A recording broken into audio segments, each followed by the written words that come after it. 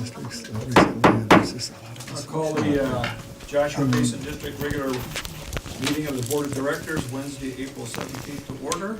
If you would all please stand and join Mike Reynolds in the Pledge of Allegiance. Oh, thank you.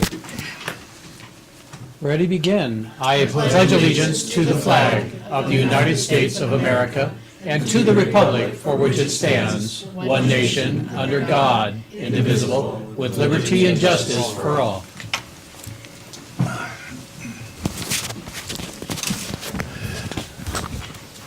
Number 3, determination of a quorum. President Johnson, all 5 board members are here. You have a quorum. All right. Item number 4, to approve the agenda. I move that we approve the agenda. I'll second that motion. I'd like to make a suggested change. I would like to move item 12 up on the agenda. And I believe we have another change, though. President Johnson? Yes, I'd like to move that we table item number 7 until 5/1/17. 19. I'm 5/1/19, thank you. Item 7? Item 7. And also, I would like to table items 8 and 9 and bring those back to the Finance Committee. And I would like to move item 12 then to continue item 7. Okay? Okay. So basically, we're tabling items 7, 8, and 9. Second or? Do we need to take I'll them still second that. individually or as a group? Just to, That's our pleasure, I think. is it? Yes. Okay, can we second it? So I have the motion on the floor. Discussion. Gary?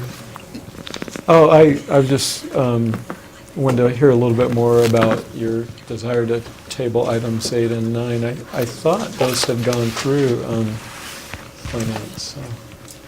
I think maybe you weren't there when they did. I would like further clarification on those. Yeah, at the last Finance Committee, Director Johnson did request additional information on Oh, costs for succession management, and he's asking for more time to have further discussions on those costs.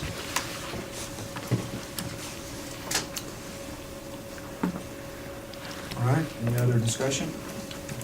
Hearing none, then I'll call for the vote. All those in favor? Aye? Aye. Aye. So moved.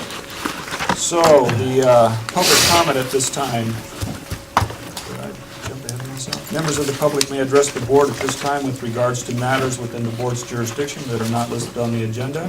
State law prohibits the board of directors from discussing or taking action on items not included on the agenda.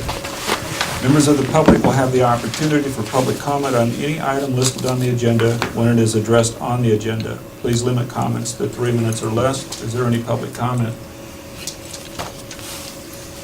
Having none, all right.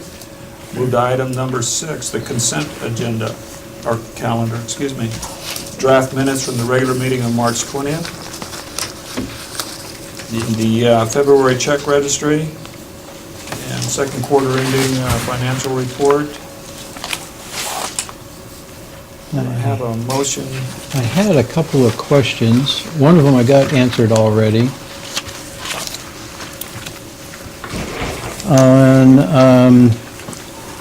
On the consent calendar, it includes approving second quarter financial report. Yes. Okay. On page 26 of 97, the third group down, well, it lists a list of salaries. One said at the top of that list was administration salary at $360,556.30. What is administration salary? I'd like an explanation of that. That is the general manager's salary, a portion of my salary, Beverly's salary, a portion of several employees' salaries. That makes plenty of sense, thank you. And that's the budgeted amount. That's the budgeted amount, absolutely. Year-to-date is, fiscal activity is 166,917. Okay, on page 30 of 97, that was just a water report, and I just noticed that the winner of that period of time was Joshua Tree Parks and Recreation. What all did that include? What all was included with Joshua Tree Parks and Recreation?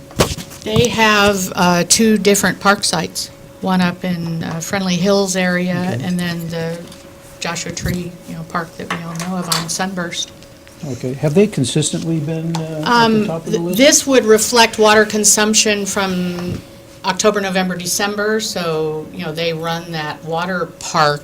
I would have assumed that it would have, well, this would actually be water usage from September to October, and I think the water park at the Joshua Tree, at the Sunburst Park, shuts down sometime in September. So that was still determined in the summer then?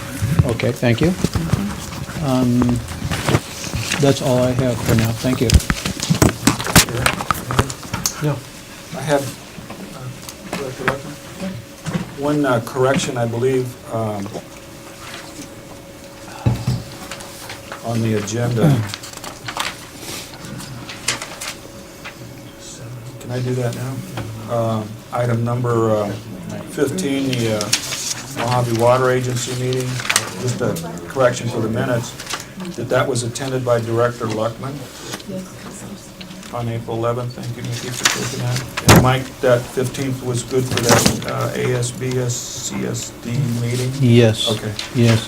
All right, well, On the subject of Mojave Water Agency, is it possible I'd like to be on that rotation? sure, when we get there, or I'll make that. Need to comment. I'll see that that gets done. Okay. With that clarification, I would like to move that we approve the consent calendar. Second? Any other discussion? Comments? All those in favor? Aye. Aye. So moved, so done. Okay. Moves us to item 12, the appointment of Tom Flowen to the Citizens Advisory Committee. We recommend that the Board of Directors appoint Thomas Flowen to the Citizens Advisory Committee. Is So, Thomas Mr. Flowen President? here? He's here, yes. Please identify yourself, Mr. Flynn. How would you please take the podium? Absolutely. This is a cross-examination. Of course it is. And Rebecca, I think, had some comments. Director Unger? Well, it says here, the purpose of the Citizen Advisory Committee is to review important issues and make recommendations to the Board of Directors. The guidelines recommend 6 to 12 members who are registered voters and residents, account holders, or property owners in the district. From the February 2016 nomination, we know Tom Flowen has been a homeowner in Joshua Tree Road 40 years, visiting very frequently. After retiring, Tom moved here full-time in 2015.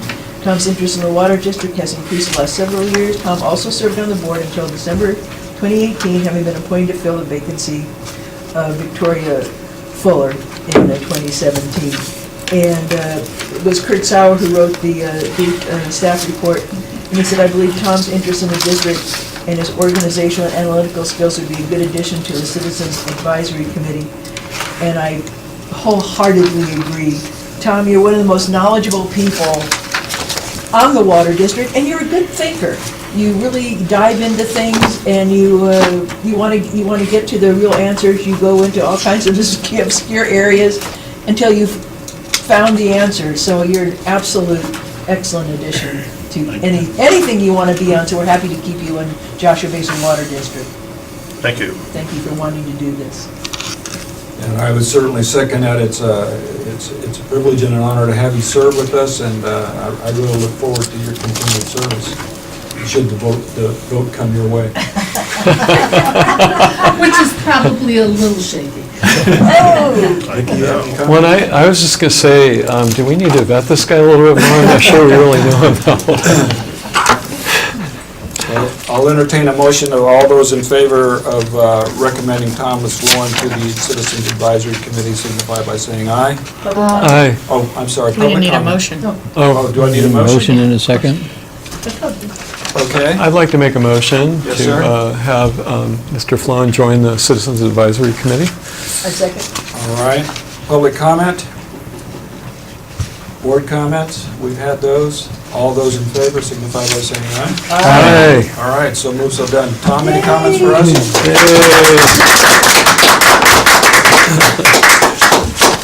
Glad to be here for now, probably, maybe. This place is worth effort. It's worth volunteering here. A lot of folks do. Gail's here tonight. She's one of our most valuable ones, I think. She's one of the most outspoken, certainly. Yeah, this is a special place. Outstanding people here. Everybody, underlined, everybody is excellent here. And the folks, especially staff, Susan in particular, at finance meetings they cause me to up my game quite a bit. I have to be ready for the meetings. I have to be prepared because one can just totally be blown away by all of this stuff. But the staff here is excellent. I'll be delighted to help them in any way, especially Kathleen. Help her putting the tent up on Thank you Saturdays. so much for Saturday. Thank you. And I promise I'll try not to talk so much, too.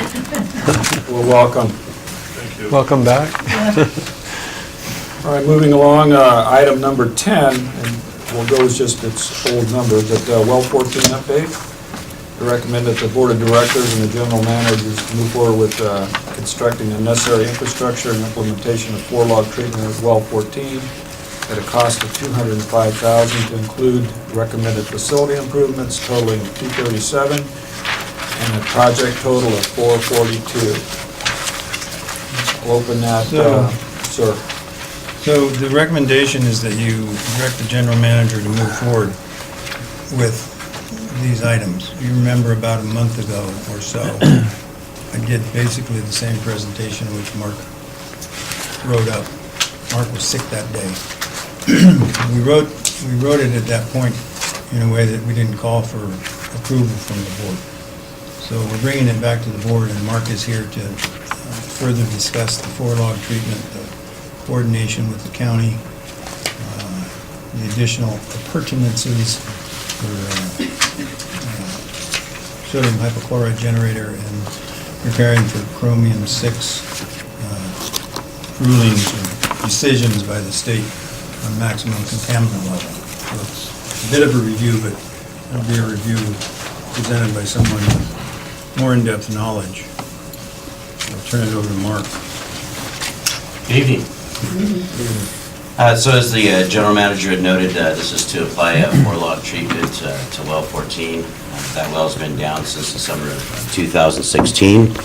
Over the course of 3 rehabilitation efforts and a lot of time on staff's behalf disinfecting the well, it continued to have total coliform positive results.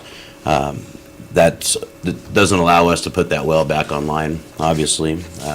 Through applying chlorine and extending the contact time that chlorine comes in contact with the water, which is what the basis for four-log treatment actually is.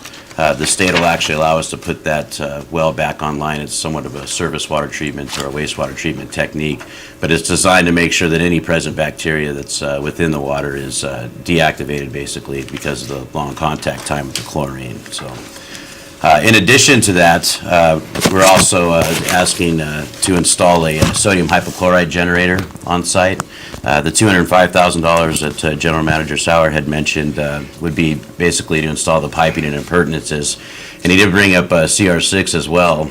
If we were to move forward with stannous chloride treatment in the future as part of this project, it's not an exponential cost addition to this, but we would also add appurtenances that would be able to allow us to inject that stannous chloride into there and store the equipment on site as well. So You might remember from this previous year's budget, because well 14 was left online, we didn't get around to this particular improvement, but we had also asked the board to install a new motor control center there. The wiring has gotten real bad. There's no schematics available. There's been a lot of different components that have been added to the well over the years that need to be cleaned up.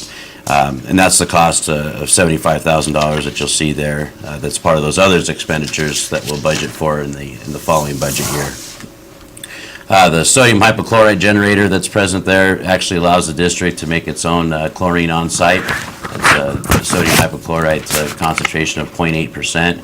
Usually household bleach is around 5%, and so it's that 0.8% is a real weak solution of it, but it allows us to stay underneath the federal hazmat standards, and it also allows the district to become completely self-reliant on its chlorine as well. So no more deliveries that have to access the grade through an emergency to bring us chlorine when we need it. The fiberglass building that you'll see there is actually to house that sodium hypochlorite generator and any future stannous chloride improvements that we make to the well. And the permitting there is part of that $205,000 for the 4-log treatment that'll be charged by the state to go over all of our documentation and plans and things of that nature. So with approval of this item, staff will actually begin to work with the state. We've already been in contact with them about moving forward with this project. So we'll begin writing up our permit amendment to them with lots of good drawings in there, how we plan to install the pipe and the rest of the appurtenances as well. The total cost to date that we've spent on well 14, I have that in front of me here. 1.2. I just did, about $1.2 million. And in the back of the staff report is an attachment basically that lists all of the improvements or all the work that was performed at well 14. Which is really, the largest bit of it is because of the paying the well contractors for the rehabilitation efforts that they applied in sampling for the most part. So, if the board would like to discuss anything further with the costs to date or any of the improvements that we plan to make, I'll be happy to answer that after public comment. Take public comment now. Al Marquez, community of Sun Fair, Joshua Tree. Everybody knows that this is a bothersome project for the Joshua Basin Water District for the last 3 years at a cost of more than $1,300,000 to rehabilitate a well that should have only cost $270,000 at original. And we had board of directors president saying that we had to get this well done within the summer of 2016. We had another board member saying that we have to get this thing at whatever cost it might be. It might be $1 million. Well, she was correct on that. It was more than $1 million, and it still hasn't been up. And like I said, it's been 3 years since this well was out of service. We could have had 2 brand new wells. At $1 million, at $550,000 apiece, 29 Palms Water District had a new well just put in at $550,000. So, it's just wasteful spending as far as I'm concerned. And the last thing I'd like to say before my time runs out, this misinformation from the news media on the radio, they quoted it would be the district would be talking about spending another $240,000 for this well rehabilitation now, and the news media misstated that, and that I hope they correct it at the next news information that they have, that it is going to cost what they're asking for right now, $442,000. Thank you. Public comment? Tom Flowen, Joshua Tree North. Well 14 is, as I understand it, it's still the largest producing water well in the entire region, and we've lost that quite a while ago. And with it out of the picture, we've had to rely very heavily on our remaining 4 wells. which I assume are old, and hopefully they're in good repair, but, the place is so old that it made me nervous that we didn't have our cleanup hitter available for us, meaning our biggest well. My memory serves me correctly, the thing had not been cleaned for 32 years. It was 32 years that this well was left behind to create things down there that could surprise anyone. And it's a little hard. You can't. It's not like lifting the lid on a pot of stew. You've got it. The stew is 400 feet, 500, 600 feet away, and you don't know what you've got until you get down in there, and then you just simply have to react to whatever you find, and you react. And I have always thought that the board and the staff has proceeded with this thing quite logically and quite strategically. And always trying to get the thing up as fast as possible. And I find no fault on anybody's part for the difficulty that we've had, other than possibly, and only possibly, the folks that have not been taking care of it for 3 decades. So I say full speed ahead. Let's get that thing up. Get our 4 log or 8 log or what it's going to end up being. Is get that going. Get our well back. Everybody wants it.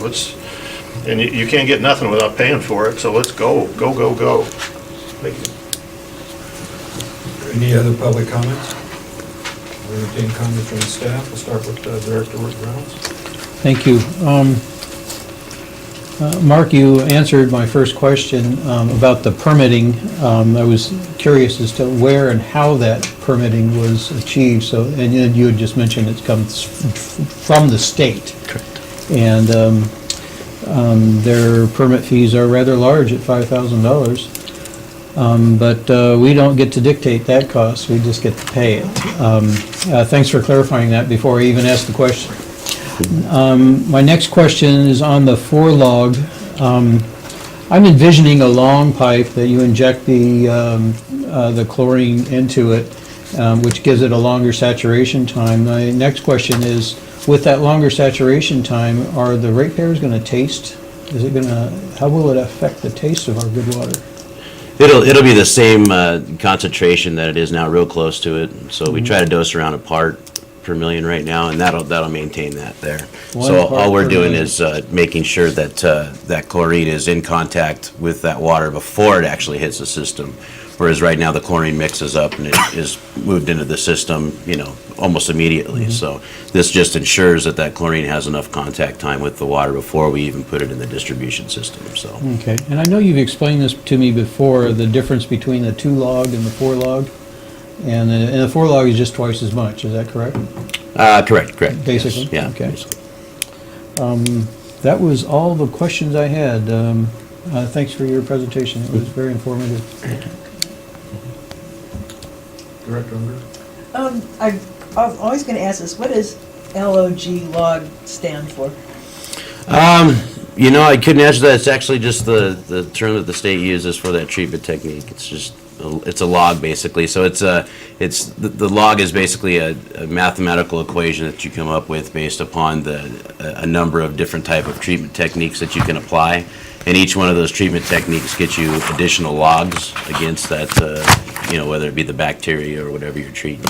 And so, in wastewater, having something like filtration will give you some logs. Putting it into the ground and allowing it to sit there for a certain amount of time will give you additional logs. And so it really stands for the percentage of bacteria that's inactivated during that process, basically. Because it's capitalized, like it's an acronym or something. Right, yeah, not an acronym, just a... Okay. Thank you. Uh-huh. Director Hunt? Well, first I want to kind of piggyback on what Citizens Advisory Committee member Tom Flowen said.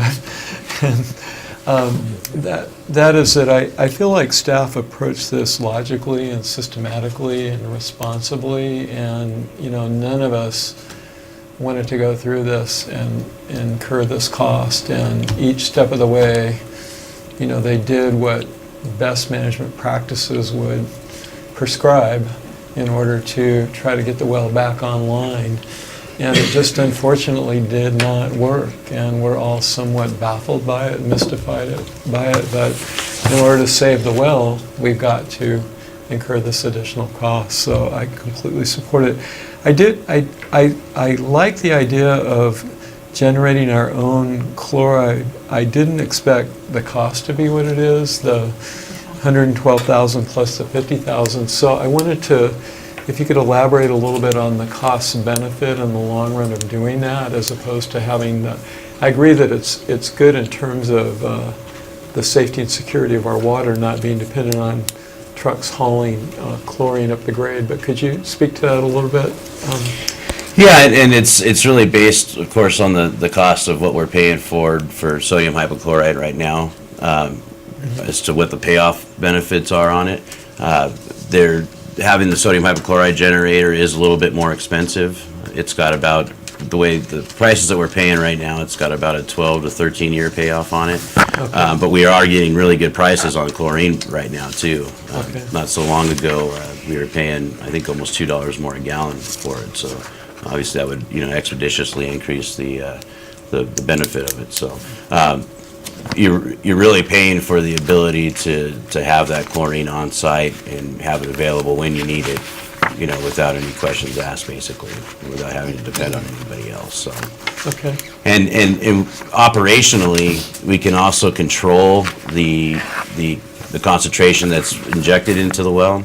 And so, whereas we might receive 12.5% of chlorine, from the supplier, by the time it gets here, it has an effect on the concentration of it. By the time it sits for a specified amount of time, depending on how hot it is outside, depending on, the elements that it's exposed to, that can really play a lot with the chlorine concentration that's available there, which causes our operators to, constantly make adjustments to what's being fed into the system.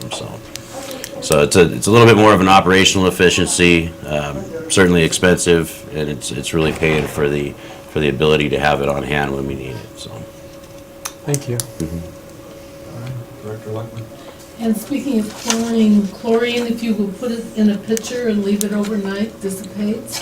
So if you are bothered by the taste of chlorine, or use a Brita filter, a filter of any kind, I guess. So I don't consider a minor or any kind of chlorine taste to be a deal killer, because it does dissipate all by itself. Learned that from Kathleen at the Farmers Market. A couple questions, is that? am I That's next? it, Okay. yeah. On page 84, the third sentence from the end, it says, A-log is defined as inactivation of microorganisms expressed as a percentage. In the case of 4-log treatment, the district would receive credit for 99.99% of inactivation of microorganisms allowing the water to be produced under current conditions. Is this, can you explain that to me? Yeah, that's basically, that 99.99% is basically as high as you go for log removal. And so it's basically saying that all of the organisms are inactivated. There's like I mentioned earlier, the treatment technique itself has a lot to do with the way that surface treatment and wastewater treatment is applied. And so there's other types of bacteria that are present there that aren't normally present in groundwater, things like cryptosporidium and giardia, things like that, that in some cases, the inactivation portion of it, you're killing the cells that are within it, and there's still, the bacteria still exists basically, and so that's why there's still a small amount of percentage that's still left there. Well, it says the district would receive credit for 99%. Who gives a credit, or is that just the number that comes out in the test?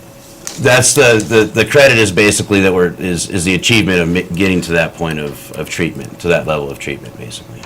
Okay. So it's saying if we were to achieve 3-log removal, it wouldn't quite be 99.99%. So state board wouldn't give us credit. We don't give. There's nobody giving us credit. No, not in that terms. No, Not writing us a check. Yeah, that's actually, sorry about that. The percentage is the removal of organisms within the water. I was looking for some money. Me too. Next question. Go ahead. Do we have to test it again once it's gone through 4-log? We'll still have to test, but something like a positive coliform result that comes up pre-treatment, as long as post-treatment it's not existing, then we're fine. The well You do still have to stays test online. Post-treatment. Correct, yeah. Kind of piggybacking on some of the public comment, the longevity of well 14 is projected to be how long? The well itself is still in great shape, so the casing, doesn't show any signs of deteriorating, and so, there's no reason why that well can't give us another 20 years easily, so. And And all the equipment's new. Yeah, and all the equipment's new. so too. with a lot of the rehab, we've already pretty much done a good portion of fitting this well back, putting it back together, plus the new motor control center will pretty much make this Round that a out. brand-new well. Correct. Is that correct? Yep. Okay, so that's where I was going with that. The cost of a new well, And so, that's really directly tied to the amount that the well produces as well. So, you can have a 300 to 400 gallon a minute well that you could pay $200,000-$300,000 worth. When you get into a well the size of well 14 that's producing, an average 1,500 gallons per minute, then that requires a bigger hole in the ground for the casing. It's going to require larger equipment for the column and the tube and shaft and the size of the motor. And so, for something like this to be replaced, we're looking, at anywhere from a couple $100,000, or I'm sorry, about anywhere from $100,000 to $250,000 design to $1.5 million install. So it gets expensive for the big guys there. so then if I'm doing numbers, then the numbers actually work out that we have just drilled ourselves a new well. Essentially. Correct. Yes. Okay. Yeah. And last question, who did the designs on engineering for the four logs? The four log, that'll be done in-house. In-house. Yeah. So there won't be any design charges associated with it. That's a good thing. Mhm. And I also noticed on here that the district's production and construction and maintenance departments will be doing the work. Correct. Yeah. These folks know how to do this? Yeah. Our most of most of it's all just pipe installation, so that their CRRP crew is going to install that, and then production and construction will work together to install some of the other appurtenances. So. Any other comments? Yes, sir. So Susan just mentioned to me that our last well 17 that we installed in probably 2008, in that era, cost over $2 million to install Then, then. Thank you, Mr. Van. The recommendation is that the Board of Directors to direct the General Manager to move forward with constructing the necessary infrastructure and implementation of four-log treatment at well 14 at a cost of $205 to include recommended facility improvements totaling $237 for a project total of, for the newspaper, $442. And the radio station. And the radio station. Just the 205, right? Yeah. So with that, sir. Just for clarification, the actual cost for four log is $205,000. The additional sodium hypochlorite cost and the structure to put it in and adequately protect that device is the remainder of the money. So it's $205,000 for four log for the well 14, and whatever the total is for doing all three of those, including replacing the MCC.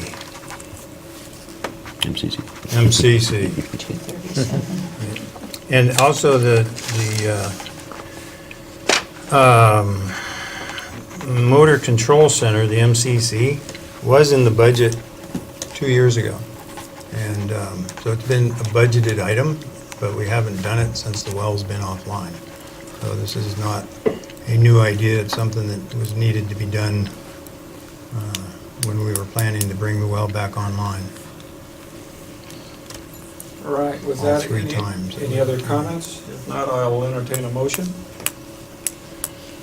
I'd like to move that the Board of Directors direct the General Manager to move forward with constructing the necessary infrastructure and implementation of four-log treatment in well 14 at a cost of $205,000 to include recommended facility improvements totaling $237,000 $1,000 for a project total of $442,000. Do I have a second?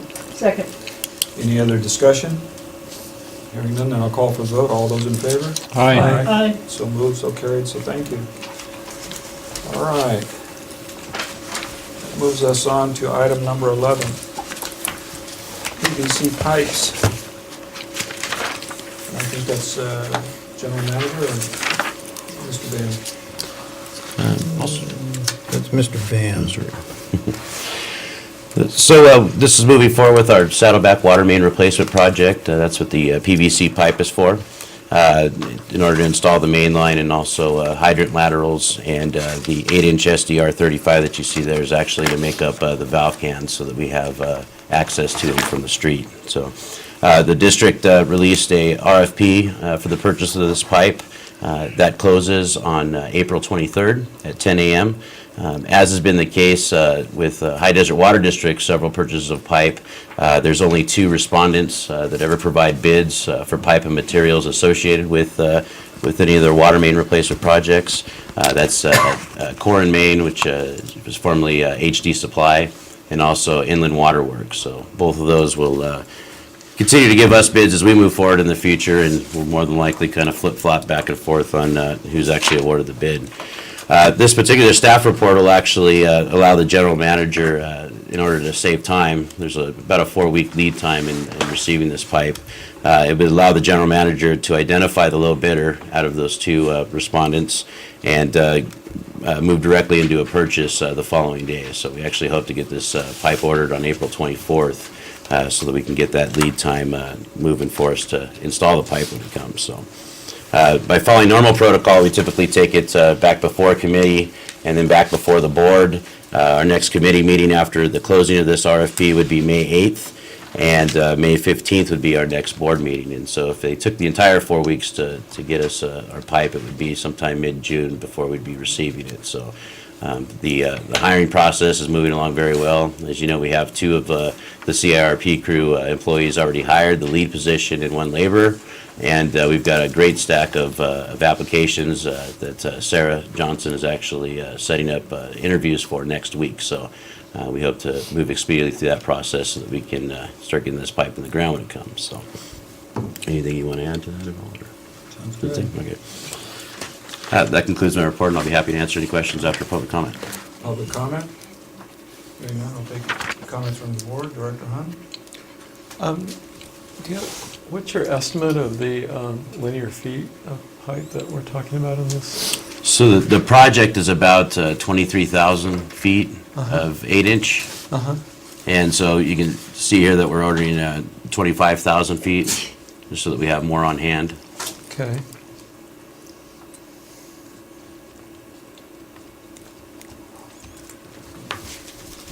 Director Electric? Director Hunt? Nothing? Director Reynolds? Okay, you mentioned it would be about 25,000 feet. I didn't see any mention of how much money. I know you're looking for the best deal, but how much money are we looking at? So for the PVC, and I did also mention this was, the reason we're bringing it this way is because it was included within the budget that we approved for last year for the Saddleback water main replacement project. And so this would make up anywhere about $220,000 right in that area Okay. of that cost. And you mentioned that is a budgeted item? Correct. Okay. And so hopefully we can keep that estimates within the budget and, and you're asking for a blanket approval on something that doesn't say how much, and that just that alone was what concerned me. So I would like to see some kind of a dollar figure on this, or at least approximation or something. That's all I have. If I'm not mistaken, I thought I did know that number, so I will say that I think we were aware of that in the Finance Committee. And the other comment that I have, though, and this is just more of a word, is that I think we need to do a little better work on leaning forward on this project. This is the second or third time that we've had to rush these RDOs or whatever through because of the vendors or whatever, so I'm sure with the new crew in there that we'll have a little more lead time on some of the stuff having to do this as we are. Mr. President, you said this was, price, money, dollar figure was discussed in I the Finance think it Committee? was. I do believe I saw this number and it was part of the budget Okay. items. I'm That's- pretty sure that was on there. But that's one of the reasons why I'd really like to see minutes from the committee meetings, and that would have really have helped Okay. me along this. Yeah, it came to the whole board. Or we can annotate it into the, to the report next go around. Yes, So the sir. May 15th board meeting? Yeah, we'll certainly know something by then anyway, more definitively. I think that was just a round ballpark. But it was a budgeted item, so. With that, I'll entertain a motion. Do we want any public comment? Oh, I'm sorry, Dar, I thought I already did that. Public, yes? Al Marquez, I agree with Director Reynolds about having minutes from these committee meetings, and they're standing committees or ad hoc committees. If they're not going to be written minutes of the meetings, there should be an audio of these meetings. Even though we can't afford to have a video, but they should have an audio, and it wouldn't cost very much to have an audio. At least a board member can listen to the audio and be informed about what's happening in these meetings. Thank you. Yes, sir? Tom Flowen, Joshua Tree North. I go to these meetings, finance in particular. I've been doing it for a long time, and under two presidents now, as I recall. And my feeling for those meetings is that they're, although they're legal, they conform with the Brown Act, Ralph M. Brown Act, 1953, whatever it is. My sense is that it's sort of a discussion type of a meeting on some of the things that are pending to go before the board. And there's a lot of back and forth that goes on. I think that it's the type of thing where anyone, Gail goes a lot, anyone can bring things up, throw it out there, look at it, examine it, and if staff at finance, it would be either Susan or Ann Roman, would use it if it would be useful, whatever we throw out there. And it could be, and occasionally is, included in the board presentations. So to have a, as it was brought out before, to have the minutes done there, and if it's something that starts to consume a lot of staff time, which I think is one person already that's tremendously overburdened, I think that it's fine just the way it is. If something comes up that's important, I'll repeat, it gets said at the board meeting by somebody. Jason, maybe. Thank you. President, oh, Gail Austin, Joshua Tree resident, and this really chaps my butt. I come to meetings, I try to stay informed, that's my responsibility. It's not the district's responsibility to inform everyone, send out an email about every little thing that happens, or to send minutes. They don't even have to video. It's not required. Most other districts don't do it, and I think that we're lucky that people get the board meeting. The Finance Committee, the Water Resources Operation, they're open. People can come. And if you say, oh, I have a job, well, I have a job too. And I go to a lot of water district things where I'm taking time off from work and I'm doing it free. Now, the board members get paid to come to the board meeting, but I see them all at these other meetings, not getting paid, sitting quietly because they aren't allowed to speak, and getting the information. I think it's our responsibility to get the information. Thank you. President Johnson, I'd like to make a comment, if I may. I just wanted to comment on what the two previous speakers said, and I feel like the staff reports in these board meetings are very thorough and exhaustive and detailed, and they are based on not only staff work, but the outcome of the committee meetings, and, of course, if something's left out, I think it's a very fair question, like Director Reynolds asked about the approximate cost, but Assistant General Manager Van gave him an answer. So I think that on balance, this system is working very well and is very informational and very fair. Any other board comments? Well, I do. As Director Hunt said, I had a question and I asked it and I got an answer. And boy, did I open up a bag of worms on that minutes. It's, and that, we're on the discussion of the PVC pipe purchase, not minutes, and I apologize for that.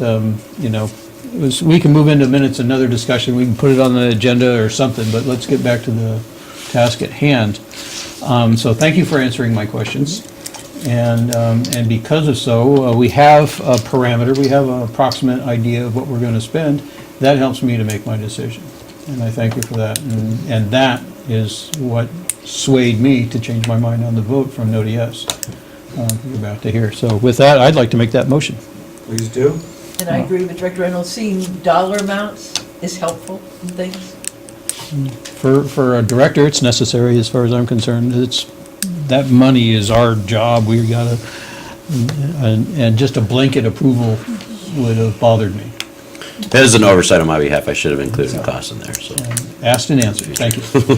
So I would like to make that recommendation, that the Board of Directors approve purchase of the polychloride PVC pipe parts and materials for the district's upcoming Saddleback Water Main Replacement Project, approximately 25,000 feet, even though it's not mentioned on here. I added that to my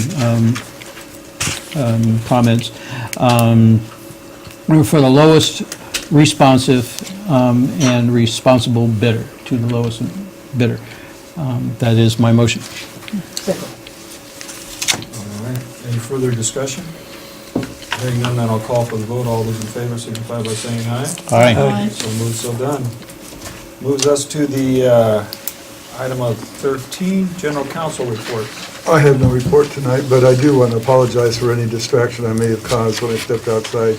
I had to obtain clarity from Special Election Counsel, and she provided that clarity. And if you haven't already, Mr. Chairman, tabled item 7, she suggested you table it. And as far as adoption of the ordinance number 19-10, she is suggesting and recommending that we could take it up at your May 1st meeting. You were outside a long time, Gil. That was eons Past that, ago. yeah. There were other things we discussed as well. All right, item 14, General Manager's report. This will be short and sweet. So the conservation figures for the month of March, we've produced 25% less than what we produced in March of 2013. The cumulative savings from June 18 through March of 19 is 21% less than what we produced in 2013. Other than that,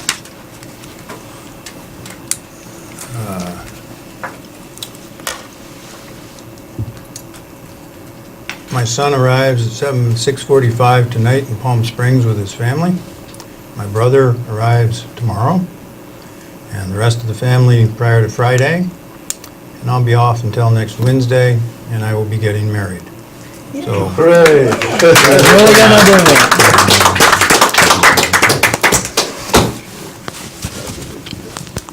All right, item 15, Mark, do you have anything? Susan? Just going to notify the board, we did start recharging on April 6th, and our yet-to-date total is 63 acre-feet in the recharge ponds. That's of our 700 acre-feet that we're going for. So we hope to wrap that up in early August. let me just throw something in. Now, remember at the last board meeting, I think it was maybe 2 ago, we had made arrangements and we were going to buy water early so that the Mojave Water Agency could shut down in September. And then they took our request and they decided that we were going to recharge from April until October, I believe it was, at a very low rate, which didn't make any sense to us because we're trying to save the money and get it done by July. So Mark met with them again, and we've adjusted it to April, starting in April and hopefully finishing in August at a lower rate than we've received before, but it's, that was what was worked out. So our partner was trying to do the best they can with their infrastructure repair needs. So thanks to Mark for working on that, Mark and Randy. I like saving that money. All right, director's comments, reports on meetings attended, public outreach. Kathleen.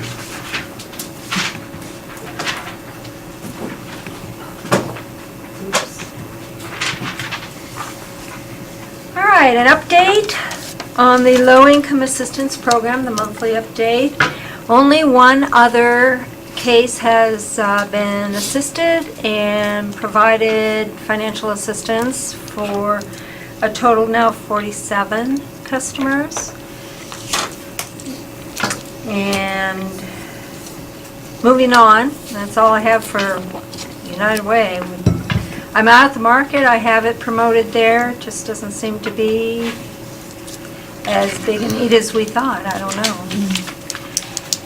The summarizing class is happening April 30th.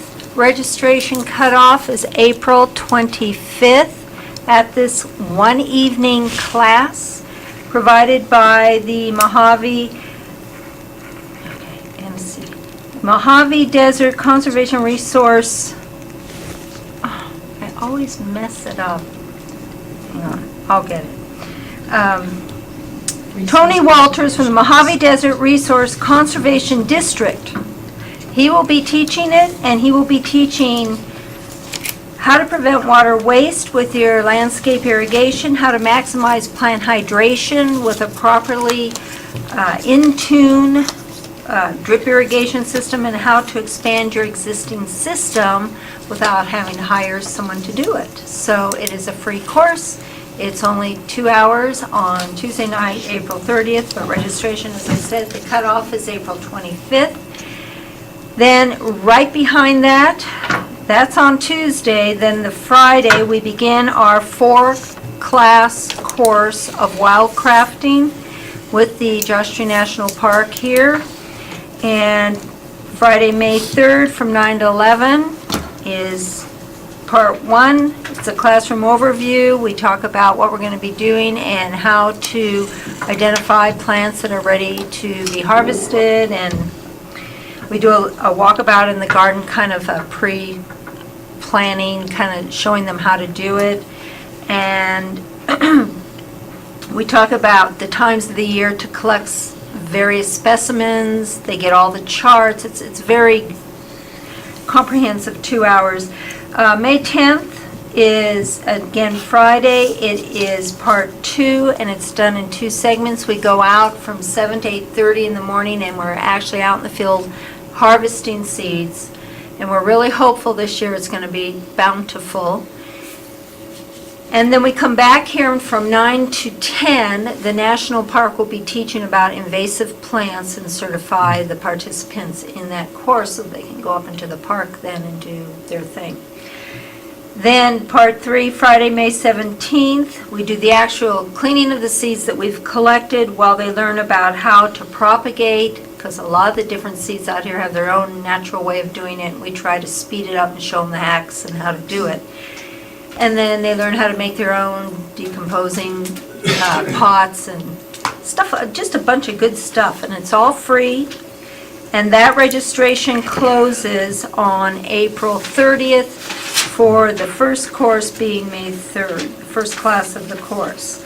The last part of this is we skip a Friday, and it's the last Monday of May. We go for a tour of the Joshua Tree National Park Nursery and a brief workshop afterwards where they learn and see what happens with the seeds propagated in a large mass-produced environment, and then how the soil and everything is figured out.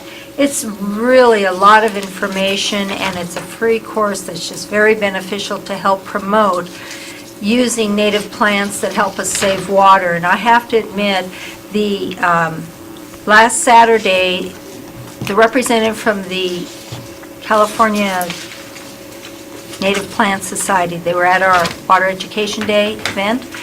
He came up, and aside from complimenting what Joshua Tree is accomplishing with the native plant growing, he said it is very unique that the community has really rallied around this and how it's saving water, and a lot of California now is starting to look at doing exactly what we're already light years ahead. So anyway, it's a very positive thing that we're doing, and it does help conserve water, and so those are the dates, and there are flyers available, so thank you very much.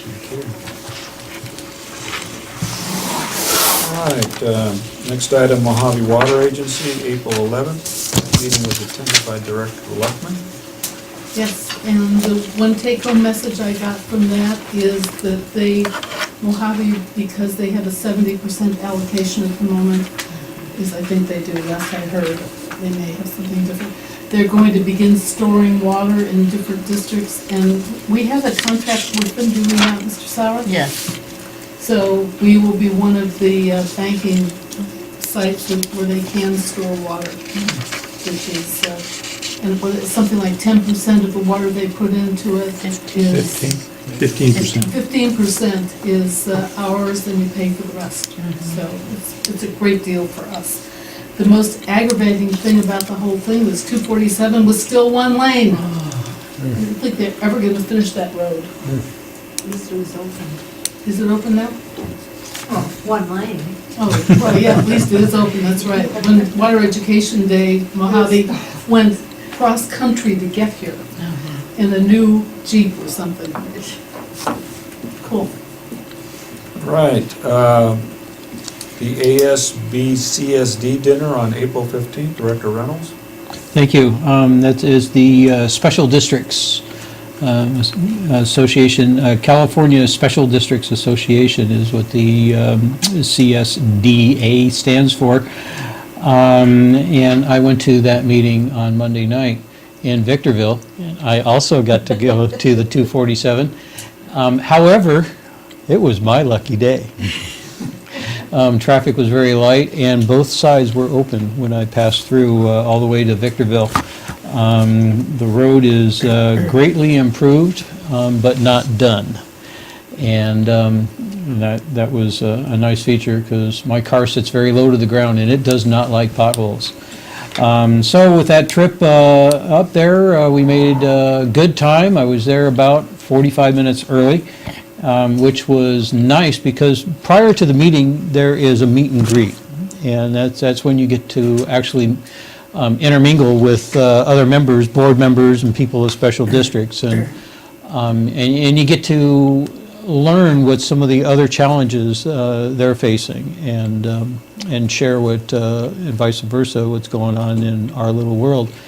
And the special districts is basically a community of the old saying, there's strength in numbers. When you get small districts, special districts, or water districts, a fire district, there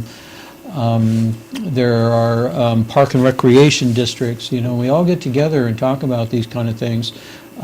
We can all learn, and so the special districts is a very useful organization. Monday night, Kyle Packman was the guest speaker, and he came from Sacramento.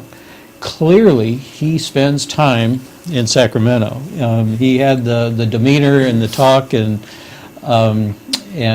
presented himself like a congressman would. He was impressive.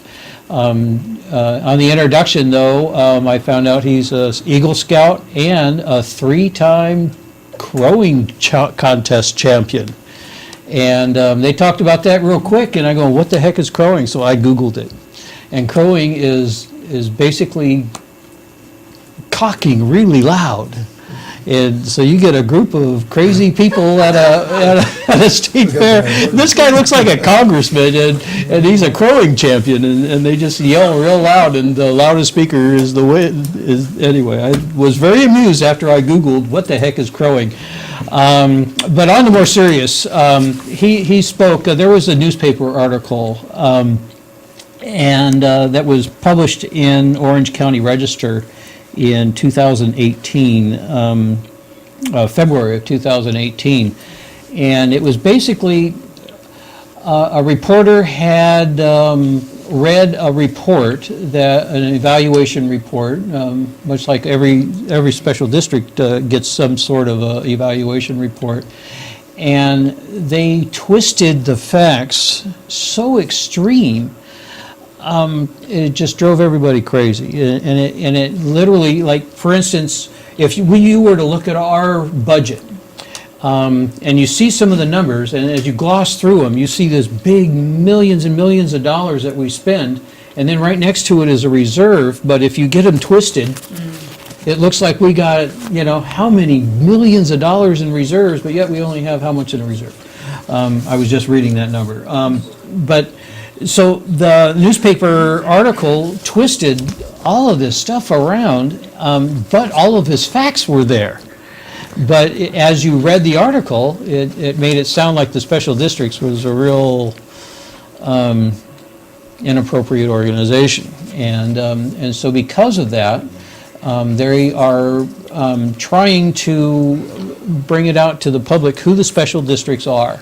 And they're doing research on that and how to bring to light who the special districts are, what they do, and who they're there for. And it's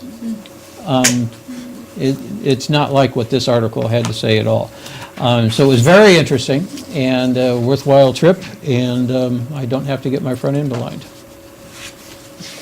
Appreciate that. Item 16, future director meetings and training opportunities. On April 25th, we're going to have Mojave Water Agency Director Luckman. I traded with you, so. it Was should that be me? Director Johnson. Okay. You didn't know we traded. No, I wasn't told. And I'm not sure, we have the Aqua Conference coming up, 6 through 10, so some of these, and we may have some change on these finance and Water Resources and Operations is not on the list because AGM Ban and Director Reynolds will be at Aqua. Okay.